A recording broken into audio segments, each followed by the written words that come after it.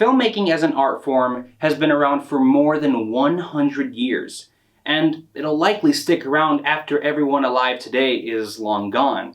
But even filmmaking is not without a history that is long and understandably complicated. Over the years, thousands and thousands of movies have flopped so unbelievably hard and flat on their face that those attached to it never work on a film again.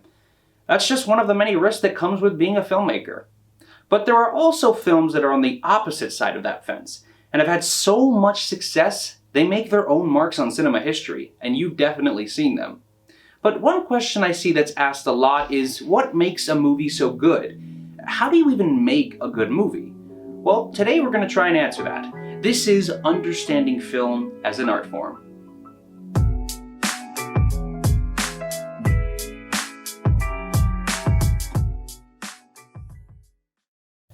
Now, there are different ways for me to go about a topic like this, but for the sake of appealing to the general viewer of these talks, I'm going to assume that you, the viewer, are an amateur filmmaker.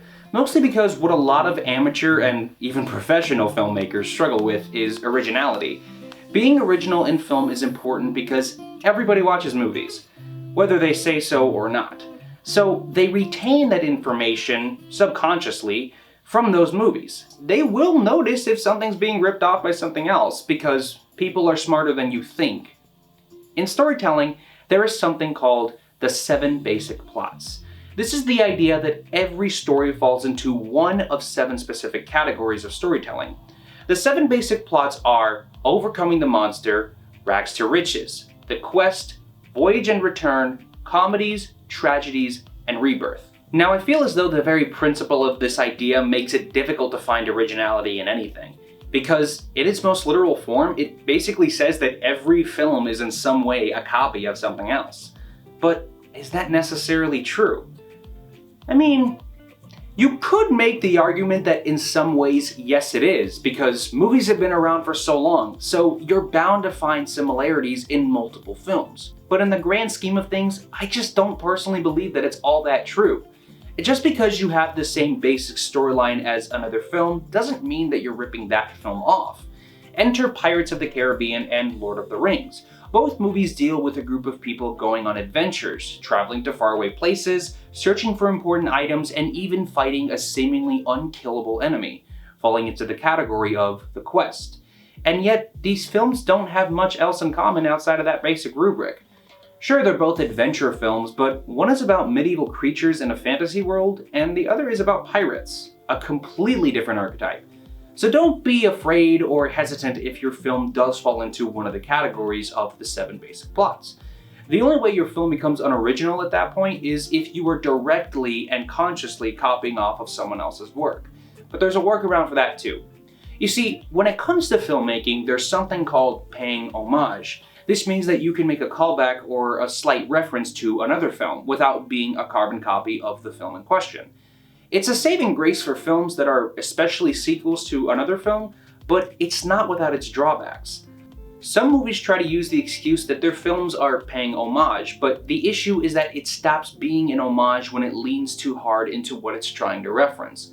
As an example of how to not pay homage, let's look at one film that many audiences say actually had this very problem. Mark Webb's The Amazing Spider-Man, starring Andrew Garfield.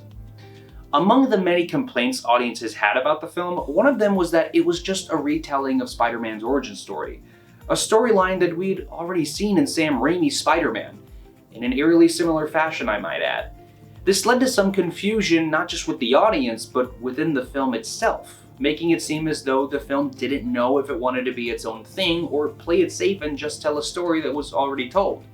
Now, you don't want to do this because, at the end of the day, a mediocre film that's original is still miles better than a movie that's just a carbon copy of something successful. Nevertheless, it is possible to make a good movie when it comes to paying homage and being original. One of the best examples is Mike Flanagan's Dr. Sleep, starring Ewan McGregor.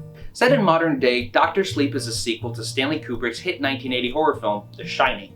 What's interesting here is that despite having the same characters, themes, and even some locations, the film is definitely a sequel, but it's not The Shining Part 2. It's its own movie, and it just so happens to be connected with another movie. It does utilize the nostalgia and success of the original film, but it doesn't use that as a crutch. It instead has plenty of references and callbacks done in clever, endearing ways, such as the use of recreating shots, dialogue, mannerisms, and much more.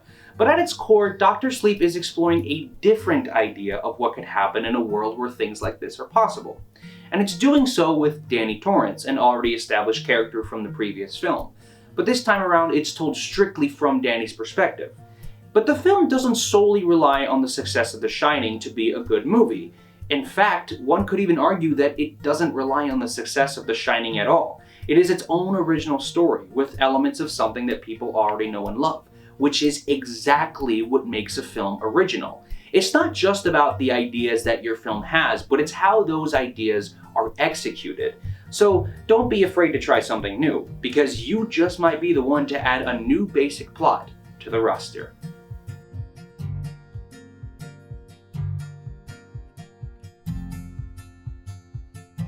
As you advance your skills in filmmaking, you'll come to find that basically everything in frame is a choice made by a director or a writer.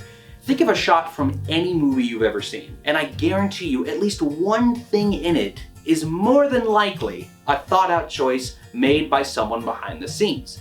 This is important to know because from the production side of things, you're going to hear the word choices a lot. What is the meaning behind this? Why did you make this choice? Everything in a movie has paperwork, from the costumes to props, the locations. Everything that you see has paperwork because it was chosen to be there. And that being said, not all choices are thought about for very long. There's no need to overthink this. Like, you'll never see a director say, this particular water bottle that just so happens to be littered on the street needs to be of a different shape or a different brand. Artistic choices come in other different forms, with things like colors, costumes, set design, cinematography, and even actors make choices based on the character that they're playing. Let's go back to The Shining and discuss one of the many artistic choices that the movie makes. In the film, there's a character named Lloyd. He's a bartender, and he's also an evil ghost. But for the sake of the film, he can't just blurt out, "Boo, I'm an evil ghost." The film has to communicate that idea in a different way. So, how do we know that Lloyd is an evil ghost, or even that there's something about him that's just not right? This is where cinematic language comes in.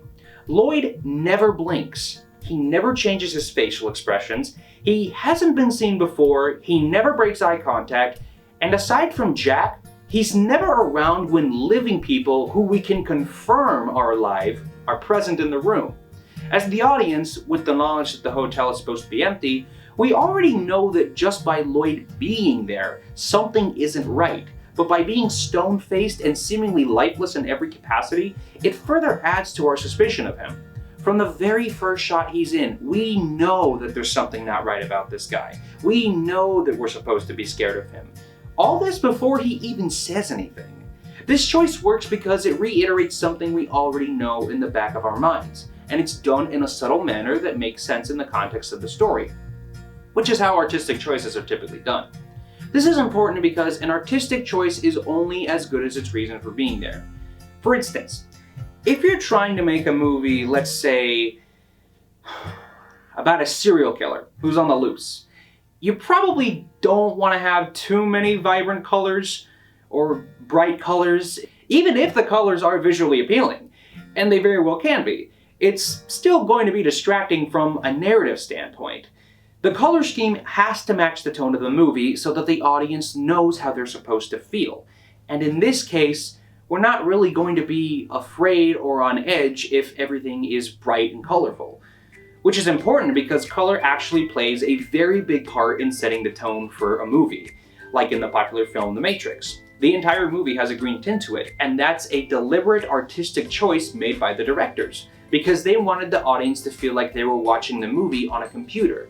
And The Matrix is a film about people living in a virtual world run by computers. Another artistic choice that reiterates what we already know, in a subtle manner. Now, to close out this discussion, I would like to go back and dive deeper into the question, what makes a movie good?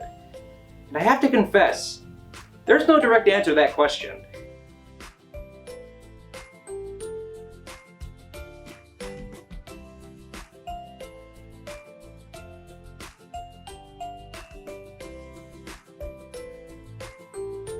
There's a saying about movies, and it is, film is a language that everyone understands.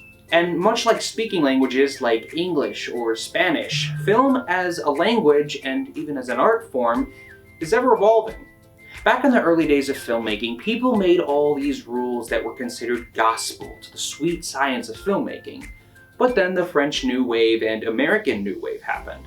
Out of these eras came young and talented directors who you know, and they defied what was considered to be the traditional and even unbreakable rules of making movies.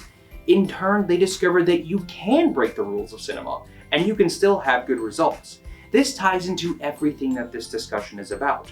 To understand film as an art form, you first have to understand that film is exactly that, a form of art.